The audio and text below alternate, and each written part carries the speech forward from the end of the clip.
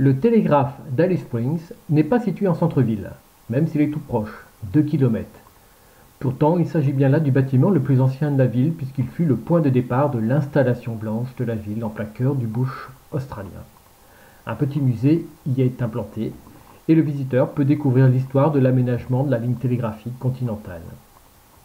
Des sentiers balisés permettent aux visiteurs d'explorer la région, ainsi que le parc national environnant. La source d'Alice, qui a donné son nom à la ville, irriguant le trou d'eau permanent au milieu de la Todd River, est située juste derrière le bâtiment.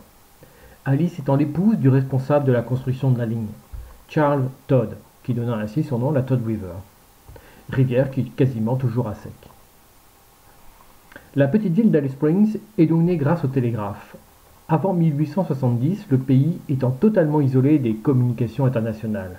Seul un câble sous-marin raccordé à Darwin, avec l'Indonésie, permettait de rompre l'isolement dans lequel l'Australie était plongée.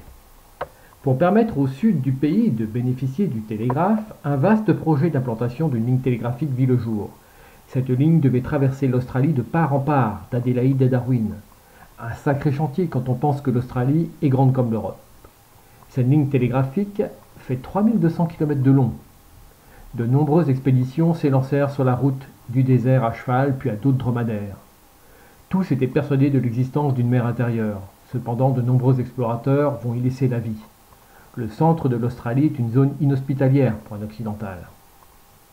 Dans les années 1870 enfin, un câble fut tendu à travers l'Australie.